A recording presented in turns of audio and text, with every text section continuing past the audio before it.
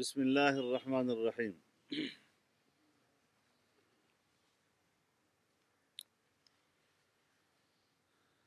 رات کو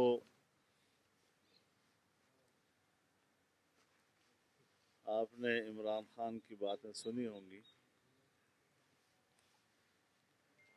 ابھی تک تو اے پی سی تجویز کے مرحلے میں ہے اور ان کے اوسان خطا ہو گئے۔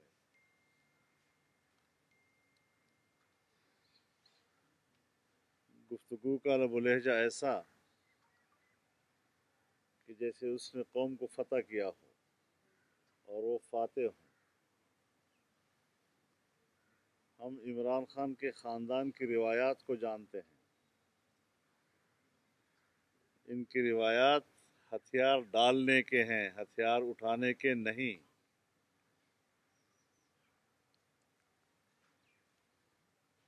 اور اس کا ساتھی جنرل عمر تھا اور اس کا ساتھی اسد عمر ہے۔ انجام گلستاں کیا ہوگا؟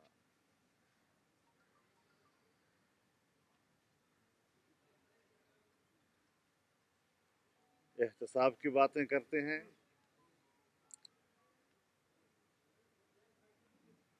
پچھلی دفعہ جب ان کی حکومت صوبہ خیبر پختونخوا میں تھی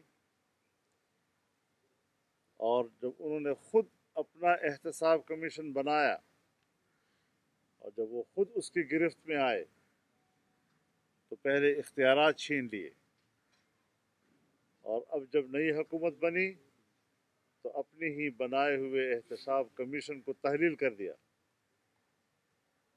کس منہ سے احتساب کی بات کرتے ہیں؟ الیکٹیبلز کے نام پر دوسری جماعتوں کے کرپٹ لوگ اپنی پارٹی میں بھرتی کر لیے اور مخالفین کے احتساب کی بات کرتا ہے۔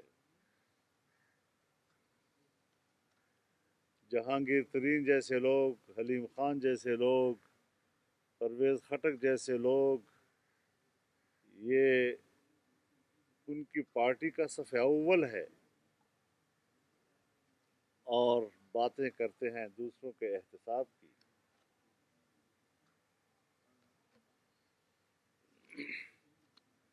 تین دہائیوں سے ہم اس ملک میں احتساب احتساب احتساب کی باتیں سن رہے ہیں۔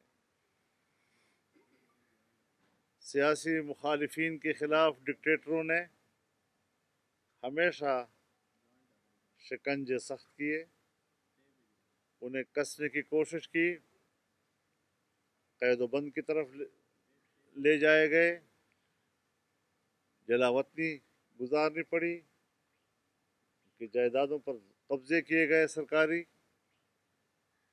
اور آج اس کا کیا نتیجہ نکلا؟ وہی لوگ واپس آئے، وہی لوگ پھر منتخب ہوئے، انہیں لوگوں نے پھر حکومتیں کی۔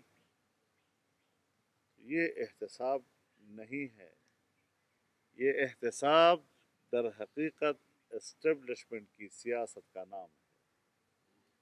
جس سے وہ راضی وہ پاک، اور جس سے وہ ناراض ان کو عدالتوں میں گھسیٹنا، یہ ان کی سیاست ہے۔ تو وہ اپنی سیاست کھیلیں گے اور ہم نے اپنا کام کرنا ہے جو ہماری ذمہ داری ہے۔ لیکن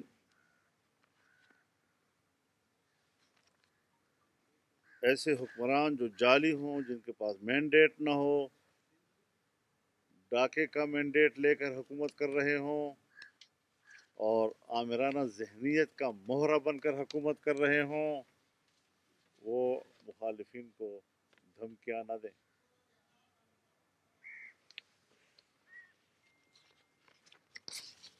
ابھی تو 2 مہینے ہوئے ہیں، 2 مہینوں کے اندر مہنگائی کہاں پہنچ گئی؟ غریب آدمی کی قوت خرید جواب دے بیٹھی ہے۔ زر مبادلہ کے ذخائر پچھلی حکومت جب مئی 2017 میں حکومت چھوڑ رہی تھی تو 24.4 ارب ڈالر ہمارے ذخائر میں موجود تھے۔ آج اکتوبر 2018 میں یہ 14 ارب ڈالر پہ آیا ہے، جہاں حکومت کے بینکوں میں صرف 8 ارب، بقیہ دوسرے بینکوں میں ہیں۔ پچھلی حکومت میں ڈالر کی قیمت 106 روپے پر مستحکم رہی ہے، ابھی تو 24 گھنٹے کے اندر 10 روپے ہماری قیمت گرتی رہی ہے اور اس وقت 137 پہ پہنچ گئی ہے، اور مزید 150 تک جانے کا خدشہ ظاہر کیا جا رہا ہے۔ 15 دنوں کے اندر اسٹاک ایکسچینج 2000 سے 3000 پوائنٹ گر گیا ہے، اور ابھی تو ہم نے جولائی سے لے کر ابھی ستمبر تک 3 مہینے میں براہ راست سرمایہ کاری میں 42% کمی آ گئی ہے۔ اور ابھی تو یہ بھی خبریں چل رہی ہیں، اور آپ کی میڈیا کے بڑے ذمہ دار اور سینئر صحافی کہہ رہے ہیں اسد عمر صاحب کے حوالے سے کہ جی سوئس بینکوں میں جو ہمارے 200 ارب ڈالر کا مسئلہ تھا وہ ایسا مذاق تھا، اس کی کوئی حقیقت نہیں۔ اگر یہ خبر بھی اس طرح ہے تو پھر مزید بھی مذاق ہے۔ کیوں سیاستدانوں کی کردار کشی اس انداز سے کی جا رہی ہے؟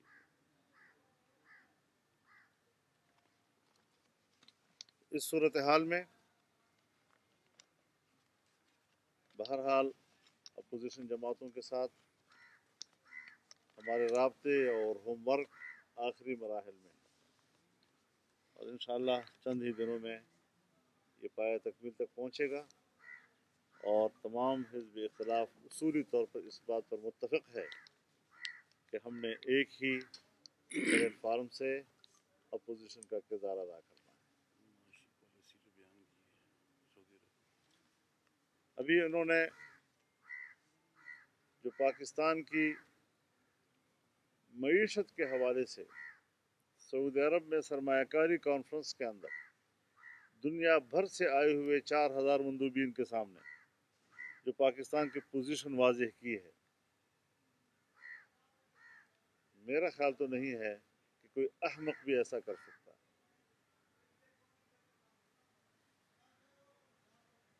اپنے میلے کپڑے گھر سے باہر دھوئے،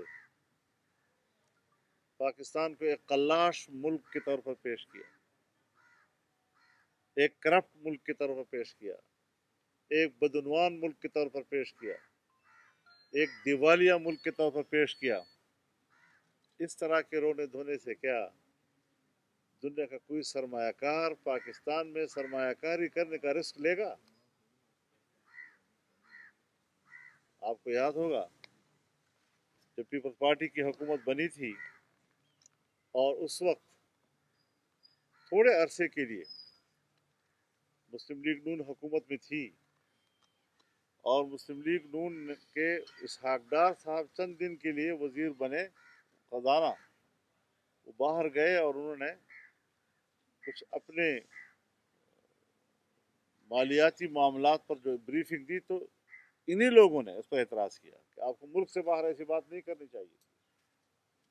لیکن آج انہوں نے پوری تقریر ہی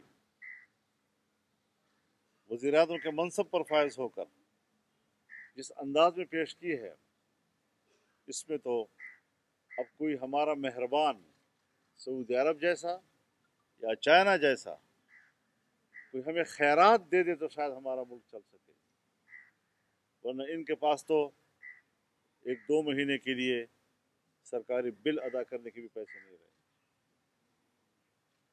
اس اعتبار سے آج آپ دیکھ رہے ہیں پورے ملک میں اس وقت 14,000 یوٹیلیٹی اسٹور سے وابستہ ملازمین بے روزگار کر دیے گئے۔ وہ اس وقت یہاں دھرنا دیے ہوئے ہیں، رو رہے ہیں، چیخ رہے ہیں، اپنے بچوں کے روزگار کے لیے تڑپ رہے ہیں۔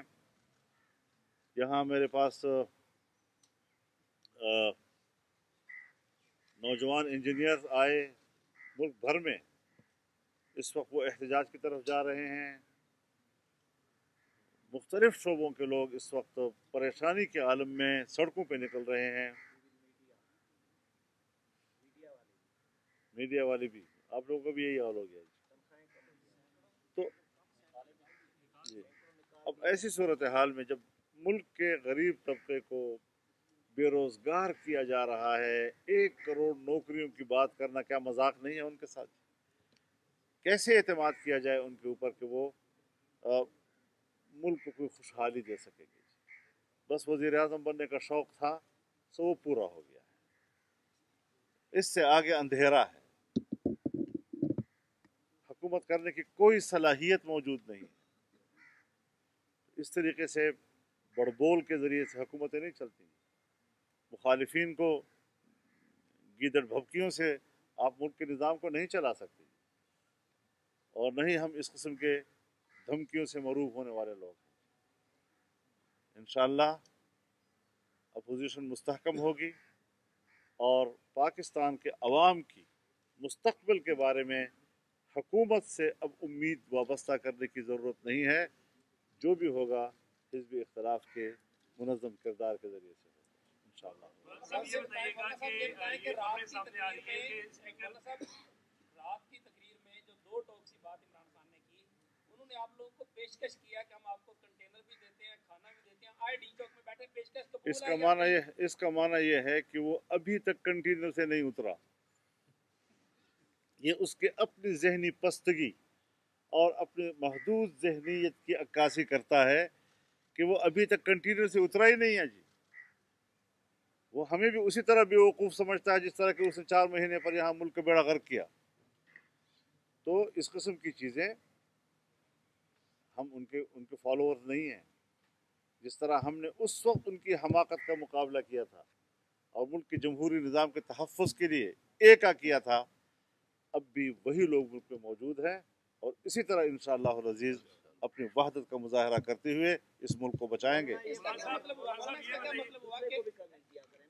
یہ فرمائیں کہ کوئی بھی ملک ایسے فوکٹ میں پیسے اتنے نہیں دیتا، کسی کی مدد نہیں کرتا. عمران خان کوئی سعودی کا کوئی لاڈلا تو ہے نہیں.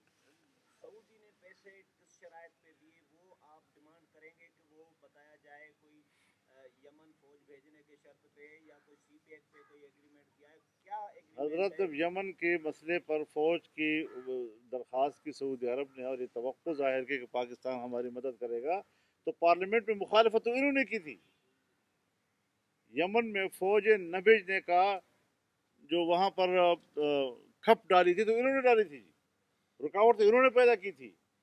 اب سعودی عرب پاکستان کا مہربان ہے، وہ پاکستان کے حالات کو بڑے قریب سے جانتا ہے اور اس کے رابطے جو ہیں وہ یہ ایک نمائشی بات ہے. اصل رابطے جو ہے ان کے اور لوگوں کے ساتھ ہوتے ہیں اور وہاں سے وہ پاکستان کی صورتحال کی عکاسی کرتے ہیں اور اس پر وہ اپنے فیصلے دیتے ہیں.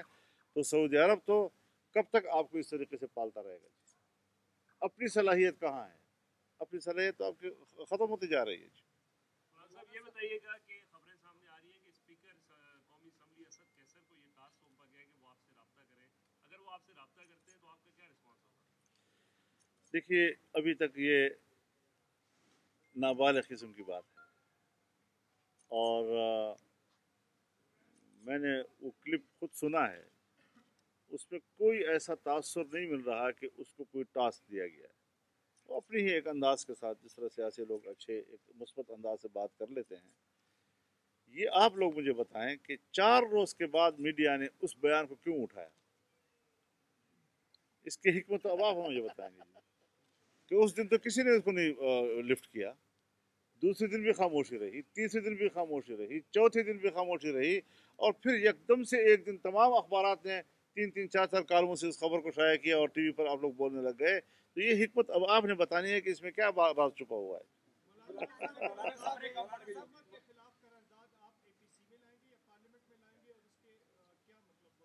دیکھیے ابھی اس وقت سب چیزیں تجاویز کی صورت میں ہیں. جب سب بیٹھیں گے آپس میں تو کہاں سے آغاز کرتے ہیں، کیا اسٹریٹجی بناتے ہیں، مشترکات کیا طے ہوتی ہیں، یہ ساری چیزیں پھر اس مجلس نے آگے جا کر آگے بڑھانی ہوں گی.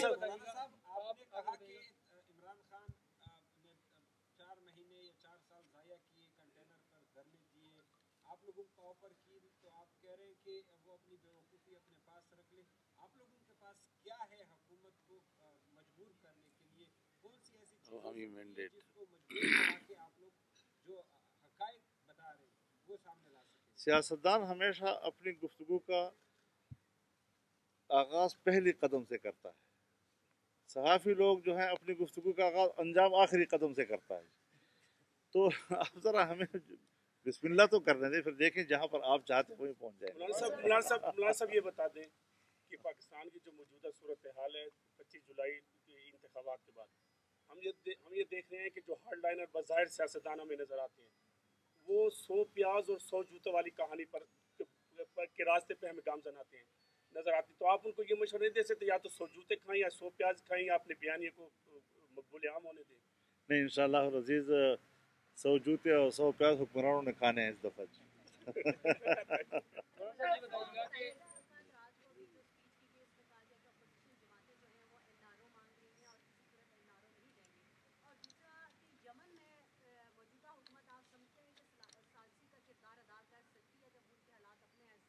پہلے ملک کو چلانے کی صلاحیت پیدا کر لیں تو درون خانہ چکردی کی بیرون خانہ آئے. یہ تو ایک مذاق ہے. بین الاقوامی معاملات میں ہاتھ ڈالنے کی صلاحیت نہیں ہے. یہ ملک کو نہیں چلا سکتے تو بیرونی ملک اس میں کردار کے ہم کیا توقع رکھ سکتے ہیں. یمن کے بارے میں حضرت ایک بات میں واضح کر دوں، ثالثی کا کردار ادا کرنا یہ پاکستان کے سعودی عرب سے دوستی اور تعلق کا جو تقاضا ہے یہ اس سے فرار کا ایک بڑا محفوظ راستہ ہے. بجائے اس کے کہ ہم حرمین شریفین کے تحفظ کے جذبے سے سعودی عرب کو مکمل سپورٹ دینے کی حمایت کریں، اس کو اسٹرینتھن کریں، یہاں پر ثالثی کا لفظ استعمال کر کے وہ اپنے دوست ملک جس کا اتنا بڑا احسان کل پرسوں ان کے اوپر ہوا ہے وہ اس سے فرار اختیار کرنے کی کوشش کر رہا ہے. این آر او والے جتنے بھی ہیں وہ خود اتحادی ہیں. ہاں دوسری بات یہ ہے کہ جہاں تک این آر او کی بات ہے مجھے بتائیں کسی کی نشاندہی کر لیں کس نے کہا ہے کہ این آر او کریں، کس نے درخواست کی ہے ان سے، کس نے ایسا اشارہ کیا ہے. اور این آر او جو ہے وہ حزب اختلاف کی جماعتیں نہیں کیا کرتی جی، وہ ہمیشہ حکمران آ کر کرتے ہیں، کہتے ہیں جی کہ ہم آپ کے ساتھ معاملات کو ٹھیک کرتے ہیں.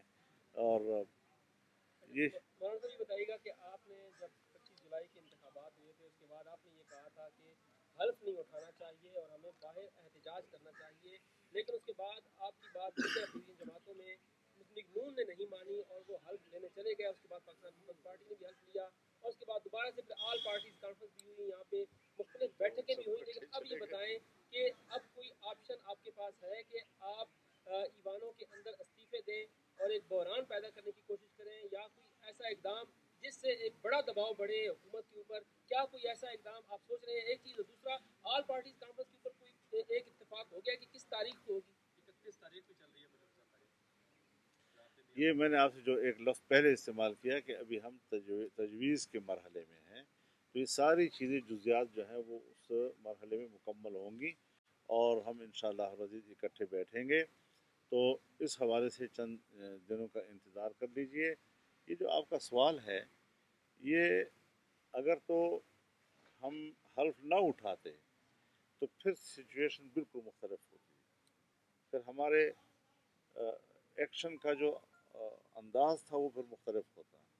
اب جب سب نے حلف اٹھا کر اس خیال سے اسمبلی میں گئے کہ ہم الیکشن جیت سکتے ہیں اور ہم اپوزیشن کے لوگ جو ہیں وہ خود حکومت بنا سکتے ہیں، تو اس اعتبار سے سب اب جب حلف اٹھا کر اسمبلی کا حصہ بن گئے ہیں تو پھر ظاہر ہے کہ اب اس حوالے سے اب ہم نے اسٹریٹجی بنانی ہے. مولانا صاحب جو موجودہ صورتحال بنی ہوئی ہے احتساب کا عمل بھی بڑے کڑے طریقے سے ہو رہا ہے سامنے آ رہا ہے، تو کیا آپ سمجھتے ہیں کہ ایسی صورتحال میں ملک کو آگے لے کر چلنے کے لیے ملک کو چلانے کے لیے کوئی ریکنسیلیشن کا ایک پروسیس ہونا چاہیے؟ آپ کی اس میں رائے کیا ہے؟ دیکھیے یہ ساری چیزیں ہماری ذمہ داری نہیں ہے. ہم نے ایک الیکشن کو غلط کہا ہے اس پر ہمارا اتفاق کرا ہے. ہم نے ایک مینڈیٹ کو تسلیم نہیں کیا سو اب بھی ہم تسلیم نہیں کرتے. इस मैंडेट की बुनियाद पर इस हुक्मरानी को हम जबर की हुक्मरानी कहते हैं, और जबर की हुक्मरानी जमहूरियत में हराम है।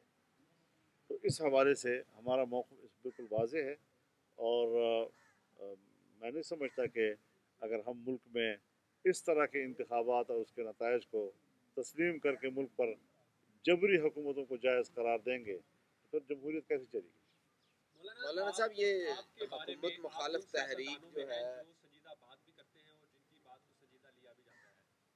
जब से इमरान खान की हुकूमत आई है, आपके कुछ ऐसे बयानात या ऐसे क्लिप्स हैं जिसमें एक मजाक का पहलू भी बड़ा मंजर-आम पे आया है, जिसमें जैसे आपने तकरीर की ट्रक ड्राइवर की, उसके बाद एक और ऐसा ही मिलाया गया वज़ीर-ए-आज़म से। तो क्या आपने कोई सियासी हिकमत अमली बदली है अपनी? देखिए, अगर आप संजीदा हैं तो फिर मेरी तनकीद भी संजीदा होगी, और अगर आप मस्खरा हैं तो फिर मेरी तनकीद में भी मजाक होगा।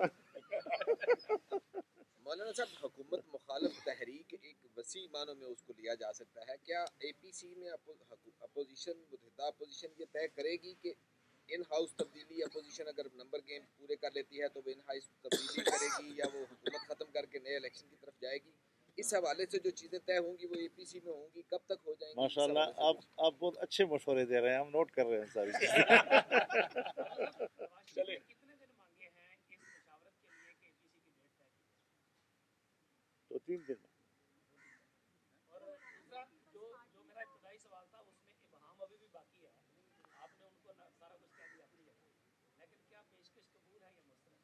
क्या पेशकश कंटेनर की पेशकश कबूल है या मुस्तरद? है? ये गैर संजीदा गुफ्तगू है। मैंने यही कहा कि वो खुद अभी तक लगता है कि वो अपने आप को खुद भी हुक्मरान तस्लीम नहीं कर रहा है। वो अभी तक जो है वो डी चौक पे खड़ा हुआ नज़र आता है उसके अपने आप को। तो इस तरीके से तो सियासत नहीं होती जी, और हमने कब ये कहा है कि हम कंटेनरों की सियासत करेंगे। चलिए मौलाना साहब, वो कुछ वक्त मांग रहा है, तो आप क्या समझते हैं उसको कितना वक्त देना चाहिए, नहीं देना चाहिए? किसको? इमरान खान। वज़ीर-ए-आज़म को, जिसको आप सो कॉल कहते हैं। उसके पास वक्त नहीं है जी। इंशाल्लाह। नहीं, वो तो इसीलिए आपसे मांग रहा है, उसके पास नहीं है इसीलिए तो आपसे मांग रहा है वक्त। उसके पास वक्त नहीं है। हाँ?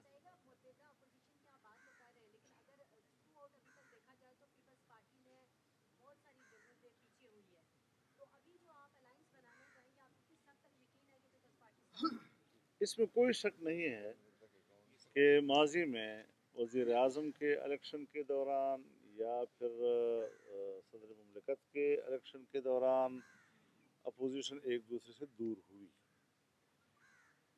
लेकिन इससे आगे भी अब जहान है, आगे भी हमने जाना है। सियासत को उन्हीं एक दो नुकात पर जहाँ पर के हम लोग उलझ गए थे आपस में, वहाँ पर मुंजमद नहीं करना हमने, और आगे के लिए हमने अब सोचना है।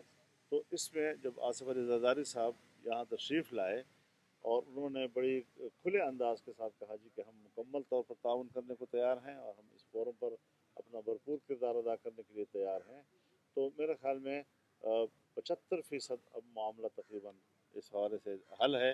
मज़ीद अब हम कुछ बातें हैं जो उस पर हम राब्ते में हैं, मेरा नवाज शरीफ साहब के साथ भी हम राब्ते में हैं, और इसको हम इंशाअल्लाह रोज़ी मुकम्मल कर लेंगे। मौलाना साहब, ये बताइएगा कि आसिफ ज़रदारी साहब और मियां नवाज शरीफ साहब आपके करीबी दोस्त हैं, बहुत करीबी ताल्लुक़ भी है, उन पे करप्शन के इल्ज़ाम हैं। कराची में जाएँ तो वहाँ भी उनको FIA में जाना पड़ता है, यहाँ मियां नवाज शरीफ अदालतों के शिकार है। कभी आपने उनसे पूछा कि आपके इल्ज़ाम हैं, आप हमें तो बताएं कि ये इल्ज़ाम ठीक नहीं है, क्योंकि मुल्क इतना मकबूल हो चुका है जिसकी वजह से बार बार इसके साथ ही ले लें कि देखिए, ज़रदारी साहब से जो आपकी मुलाकातें हुई हैं उसमें उनको कोई खौफ, कोई डर, कोई सियासी लिहाज से कि वो पकड़े जाएंगे, उनके ऊपर केसेस हैं, इसलिए शायद वो अग्रेसिव सियासत करना चाहते हैं? देखिए, सियासतदान सियासत के मैदान में ना आए, और अगर एक शख्स मैदान सियासत में उतरता है तो फिर घर और जेल में फ़र्क नहीं होना चाहिए।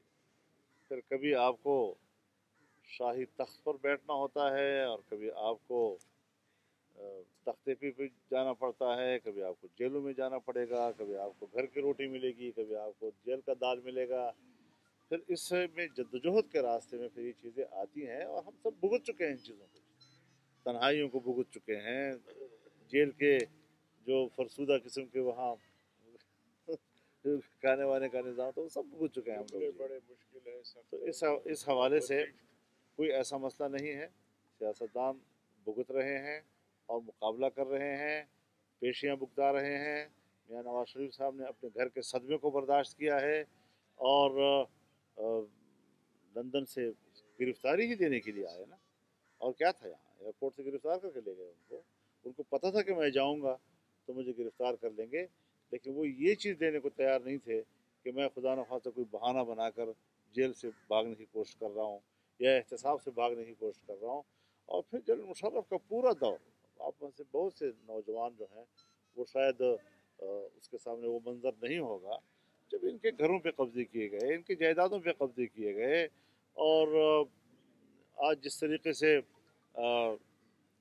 भैंसों की बात की जा रही है, जब जनरल मुशर्रफ आया था तो उस ज़माने में बेनज़ीर भुट्टो के घोड़ों की कि वो सेब खाते हैं और जरदारी साहब की ऊँटनियाँ वहाँ पर और घोड़े, ये सारी चीज़ें जो हैं ये सब कौम देख चुकी है कि ये चीज़ें जो हैं क्यों उठती हैं और इस किस्म की फजूल बातें जो हैं वो पब्लिक के सामने किस तरह आ जाती हैं। तो ये चीज़ें इसकी कोई वक़्त नहीं रह जाती और इस हवाले से हिज़्ब इख्तिलाफ की जमातें इन सारी सूरत हाल का मुकाबला कर रही हैं और ये करप्शन के ख़िलाफ़ है। तो मैंने आपको बताया कि फिर सूबा खैबर पख्तूनख्वा में करप्शन का निज़ाम क्यों दरहम बरहम कर दिया गया, उनके अपने सफ़े अव्वल के लोग जो नाअहल करार दिए जा चुके हैं वो क्यों आज उनके सफ़े अव्वल में बैठे हुए हैं। इलेक्टेबल्स के नाम पर जितने करप्ट मुख्तलिफ पार्टियों में थे वो सारे आकर यहाँ भर्ती कर दिए गए हैं। क्या एहतसाब है ये? आज अगर हम सरेंडर हो जाएं तो करप्शन के सारे मुकदमे ख़त्म हो जाएंगे। ये क्या एहतसाब होता है? मौलाना साहब, ये जो सैफ रहमान वाला एहतसाब था, क्या वो ठीक था? आज भी वही सैफ रहमान वाला एहतसाब है, फ़र्क कोई नहीं है। अब जिस तरह वो गलत था इस तरह ये गलत है। जी हज़रत, ये तमाम सियासतदानों की इस किस्म की लड़ाइयों में सियासतदान ही एक दूसरे के सामने आते हैं और ये माजी कोई अच्छा माजी नहीं है कि जिसका तज़किरा किया जाए।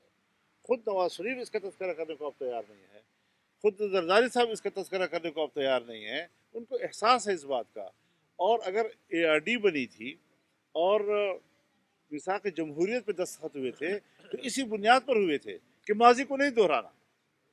तो जब उन्होंने एक दफ़ा तय कर लिया है कि माजी में सियासतदानों से गलतियाँ हुई हैं और हम उसको नहीं दोहराना चाहते और एक हम तख्ते मश्क नहीं बनना चाहते और नहीं किसी पीछे से एक एस्टेब्लिशमेंट का नुमाइंदा बनकर इक़्तिदार की जंग में शरीक होना चाहते हैं, अच्छी बात है, ये अच्छी तब्दीली है मैं समझता हूँ और इस सोच को हमें आगे बढ़ाना चाहिए। माफ़ी मांगनी चाहिए माजी पे, आवाम से माफ़ी मांगनी चाहिए इन लोगों को जो बस रवैया तब्दील हो जाता है, ख़त्म हो जाती है बात। आपने सियासत में नाक नहीं रगड़वाई जाती किसी से। हाँ,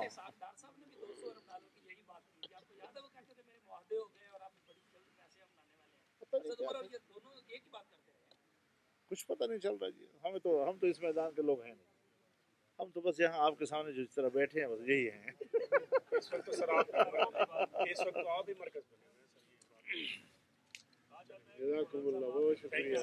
हाँ? आप एक क्लीन आदमी, आपका बैकग्राउंड क्लीन है, तो जिन लोगों पे सवाल है वो आपका सहारा लेके आपको सवाल आपके पीछे छुपने। देखिए, बुनियादी चीज़ हमें ये लफ्ज़ हमें ख़त्म करना होगा। ये एहतसाब नाकाबिल एतमाद है, ये एहतसाब सिरे से एहतसाब नहीं है, ये सिर्फ सियासी इंतकाम है। ये सिर्फ उसके ख़िलाफ़ हो रहा है जो उनके सामने घुटने टेक नहीं कर रहे। जिन्होंने घुटने टेक कर लिए हैं वो पाक हो गए हैं, खुद ब खुद पाक हो जाते हैं। ये सियासत नहीं चलने देनी हमने इंशाअल्लाह, और इसका मुकाबला करना है हमने।